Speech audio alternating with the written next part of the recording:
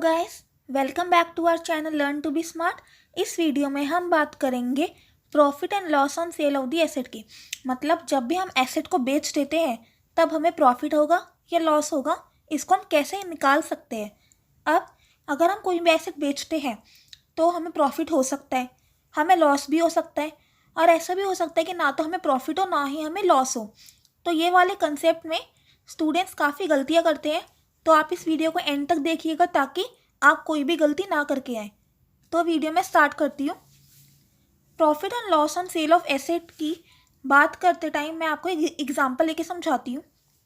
आपने एक furniture purchase किया 1 लाख रुपीज़ का। ऑल राइट, 1 लाख रुपीज़ का आपने फर्नीचर परचेज किया। अब उस फर्नीचर को 2 साल के बाद आप बेचने जाते हो। कितने साल के बाद बेचने जा रहे हो? 2 साल के बाद। और कितने का बेच रहे हो? 70,000 का आपने वो बेचा। तो क्या आप मुझे बता सकते हो आपको कितना प्रॉफिट हुआ या फिर कितना लॉस हुआ उसको बेचने में? आपने 1 लाख का परचेज किया था, 2 साल के बाद आपने उसको बेचा 70,000 का, तो कितना प्रॉफिट हुआ या लॉस हुआ? अब आपके दिमाग में तो यही आएगा ना कि 1 लाख का परचेज किया था, 70,000 का बेचा, तो 30,000 का तो लॉस हो गया। या फिर अगर हमने उसको 1,20,000 का बेचा तो 20,000 का प्रॉफिट हो गया। लेकिन ऐसा नहीं करना।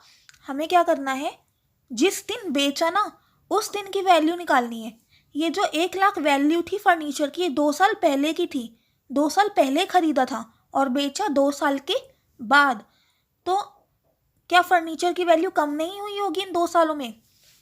क्या आपको लगता है कि आपको वो 2 साल पहले की वैल्यू को कंपेयर करके प्रॉफिट या लॉस निकालना चाहिए? नहीं ना, क्योंकि फर्नीचर हमने 2 साल पहले खरीदी थी, बेच उसको आज रहे हैं, तो हमें उसकी आज की वैल्यू निकालनी है कि आज की वैल्यू कितनी होगी उस फर्नीचर की। फिर हम उसको कंपेयर करेंगे कि हमने कितने में बेचा। अगर जितने में हमने बेचा वो आज की वैल्यू से ज़्यादा है तो प्रॉफिट होगा, और जितने में हमने बेचा वो आज की वैल्यू से कम है तो वो हमें लॉस हो जाएगा। अब जिस दिन बेचा उस दिन की हम वैल्यू कैसे निकाल सकते हैं? वो वैल्यू हमारे पास बुक वैल्यू होती है, रिटन डाउन वैल्यू। जिस दिन हमने सेल किया उस दिन की हमें रिटन डाउन वैल्यू निकालनी है। और रिटन डाउन वैल्यू में कैसे निकालना है? डेप्रिसिएशन माइनस करके। जैसे कि 1 लाख का फर्नीचर परचेज किया था, 2 साल के बाद बेचा, तो 2 साल का डेप्रिसिएशन माइनस कर देंगे, और 2 साल के बाद जो भी WDV आएगी उससे हमें कंपेयर करना है कि कितने में बेचा। एक एग्जाम्पल नोट डाउन करो। कॉस्ट थी फर्नीचर की ₹1 lakh, purchased on 1st April 2018. Cost of the furniture is 1 lakh, which was purchased on 1st April 2018. Depreciation is to be provided at 10% on SLM method. मतलब हम SLM मेथड यूज़ करते हैं, 10% per annum का हमारे पास depreciation है। It was sold on 31st March 2020 for ₹50,000। हमने खरीदा था 1st April 18 को, बेच दिया 31st March 20 को। कितने का बेचा? 50,000 का बेचा। अब हमें निकालना है, क्या कैलकुलेट करना है, कितना प्रॉफिट हुआ या फिर कितना लॉस हुआ बेचने पे। तो क्योंकि हमने उसको 31st March को बेचा 20 को, हमें इस दिन के पहले बुक वैल्यू निकालनी है, रिटर्न डाउन वैल्यू निकालनी है। हम 1st April 18 की कॉस्ट से कंपेयर नहीं कर सकते क्योंकि वो पहले की कॉस्ट है, हम इसको बेच रहे हैं 31st March 20 को। तो इस दिन की हमें बुक वैल्यू निकालनी है और उसको हम कंपेयर करेंगे सेलिंग प्राइस से। तो इस दिन की हम बुक वैल्यू कैसे निकालेंगे? जितनी हमारे पास पहले कॉस्ट थी, तो अब तक का डेप्रिसिएशन हम माइनस कर देंगे, 31st March 20 तक का हम डेप्रिसिएशन माइनस कर देंगे। तो हम कैसे करेंगे? 1st April 18 को कॉस्ट थी 1 लाख की, तो 1 लाख की कॉस्ट थी, ये हमारे पास कॉस्ट। इसमें से पहले हम डेप्रिसिएशन माइनस कर देंगे 18-19 का। तो 18-19 का अगर हमने डेप्रिसिएशन माइनस करा, 10% SLM बेसिस पे था, तो 1 लाख का 10% कितना हो गया? 10,000 हमने कर दिया माइनस। फिर हमने 1920 का भी डेप्रिसिएशन माइनस करेंगे, माइनस डेप्रिसिएशन ऑफ 1920, फिर से 10,000 बिकॉज SLM मेथड था, ओरिजिनल कॉस्ट पे डेप्रिसिएशन लगता है। तो ये कितना आ गया हमारे पास, इसकी वैल्यू 80,000 की आ गई। कब की आ गई है, 31 मार्च 20 की। ये कॉस्ट हमारे पास 1 अप्रैल 18 को थी वैल्यू, इसमें से हमने 2 साल का डेप्रिसिएशन माइनस कर दिया, तो 2 साल के बाद ये हमारे पास वैल्यू आ गई है। ये है हमारे पास WDV। सेलिंग प्राइस कितना है, सेलिंग प्राइस है हमारे पास 50,000, तो वैल्यू है हमारे पास 80,000 की। हमने उस एसेट को बेचा है 50,000 का, तो हमें प्रॉफिट हुआ या लॉस हुआ? ऑब्वियस सी बात है, वैल्यू ज़्यादा थी, बिका कम दाम पे, तो लॉस हुआ है। तो लॉस हुआ है हमारे पास कितना, ₹30,000 का। हमें WDV और सेलिंग प्राइस को कंपेयर करना है। अगर सेलिंग प्राइस WDV से कम है तो लॉस है, सेलिंग प्राइस WDV से ज़्यादा है तो प्रॉफिट है। तो आप इसको लिख सकते हो, if selling price is greater than WDV तो हमारे पास आएगा प्रॉफिट, और selling price is less than WDV हमारे पास क्या आएगा, लॉस। और ये कॉमन सेंस की भी बात है, वैल्यू ज़्यादा है, बिका कम पे, तो लॉस आया।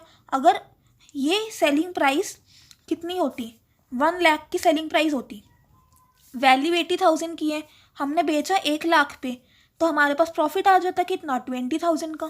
कैसे निकाला हमने, सेलिंग प्राइस में से WDV को माइनस कर दिया, 1 लाख माइनस 80,000। समझ आ गया?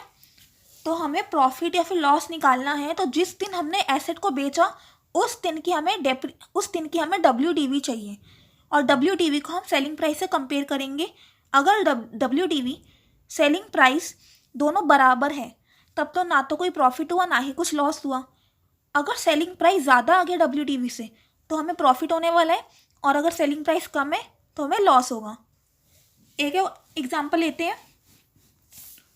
तो ये हमारे पास क्वेश्चन है, कॉस्ट 1 लाख परचेज के 1 अप्रैल 18 को, depreciation 10% per annum on SLM, sold on 1 July 19 for ₹60,000। अब हमें बताना है कि कितना प्रॉफिट हुआ और कितना लॉस हुआ। तो 1 जुलाई 19 को बेचा, तो इस दिन की पहले हमें WDV निकालनी है। तो हम कैसे निकालेंगे, जो कॉस्ट थी हमारे पास 1 अप्रैल 18 को कितनी थी, 1 लाख की, इसमें से हम 1 जुलाई 19 तक का डेप्रिसिएशन माइनस कर देंगे। कैसे करेंगे, पहले 1 अप्रैल 18 से लेकर 31 मार्च 19 तक का डेप्रिसिएशन लगाएंगे इस साल का। तो हमें माइनस करना पड़ेगा डेप्रिसिएशन 18-19, पूरे साल का हम डेप्रिसिएशन माइनस कर देंगे 10,000। तो 10,000 हमने माइनस कर दिया, तो 31 मार्च 2019 तक का डेप्रिसिएशन माइनस हो गया। अब हमने बेचा 1 जुलाई को, तो अप्रैल में और जून का भी डेप्रिसिएशन माइनस होगा, क्योंकि हमने जुलाई को बेचा, तो 30 जून तक का डेप्रिसिएशन हमें और माइनस करना पड़ेगा। तो हमें माइनस करना होगा डेप्रिसिएशन कितने महीनों का, 3 मंथ्स का, और डेप्रिसिएशन हम माइनस करेंगे अप्रैल से जून तक का, अप्रैल 19 टू जून 19, इधर तक का भी हमें डेप्रिसिएशन और माइनस करना पड़ेगा। तो हम कैसे निकालेंगे, 1 लाख का 10%, ये तो पूरे साल का हो गया 10,000, और हमें 3 मंथ्स का निकालने के लिए इंटू 3 डिवाइडेड बाय 12, तो हम ये करेंगे तो हमारे पास आ जाएगा 2,500। तो एक्स्ट्रा 3 मंथ्स का हमें डेप्रिसिएशन माइनस करना है 2,500, तो हमारे पास कितना आ जाता है, 1 लाख माइनस 10,000 माइनस 2,500, हमारे पास आ जाएगा 87,500। ये हमारे पास वैल्यू आ गई है 87,500। कब की WDV आई है, WDV एज ऑन 1 जुलाई 2019 की। अब सेलिंग प्राइस कितना है, सेलिंग प्राइस एज ऑन 1 जुलाई 2019 है हमारे पास 60,000, WDV है 87,500, सेलिंग प्राइस है 60,000, मतलब वैल्यू ज़्यादा है, कम पे बिका है, तो ये आ गया हमारे पास लॉस। लॉस हम कैसे निकालेंगे, 87,500 में से हमें माइनस करना होगा 60,000। करो कितना आता है, 87,500 माइनस 60,000, हमारे पास आ जाएगा ये 27,500। तो ये हमारे पास लॉस आ गया 27,500 का। तो ये कंसेप्ट समझ आया। इस वाले कंसेप्ट में, ये वाला जो मैंने एग्जांपल लिया था, इसमें मैंने मिडल ऑफ द ईयर में एसेट नहीं बेचा था, तो हमने पूरे 2 साल का डेप्रिसिएशन माइनस किया। लेकिन इस वाले एग्जांपल में हमने पूरे साल का डेप्रिसिएशन माइनस नहीं किया सेकेंड टाइम, बिकॉज मैंने 1 जुलाई को ही एसेट बेच दिया। तो 1 जुलाई तक का जितना डेप्रिसिएशन होगा ना उतना ही माइनस करेंगे, बिकॉज हमें WDV भी 1 जुलाई 19 की ही चाहिए। तो हमने ये करा। तो इससे हमें समझ आता है कि जिस दिन भी हम एसेट बेचते हैं, हमें पहले उस दिन की WDV निकालनी है, उसको कंपेयर करना है कितने का बेचा। अगर सेलिंग प्राइस ज़्यादा है तो प्रॉफिट, सेलिंग प्राइस कम है तो लॉस। तो आई होप आपको ये कंसेप्ट समझ आया होगा। अब आप गलती नहीं करोगे। ऐसे कंसेप्ट में एक क्वेश्चन हम करेंगे पूरा, जिसमें हम एसेट अकाउंट बनाएंगे और देखेंगे उसमें हमें प्रॉफिट और लॉस और जो भी सेल का कंसेप्ट होता है, हम उसमें भी क्वेश्चन सॉल्व करके देखने वाले हैं। तो इस वीडियो में इतने ही रखती हूँ। आगे की बात नेक्स्ट वीडियो में करेंगे। तब तक के लिए stay happy, keep learning, bye.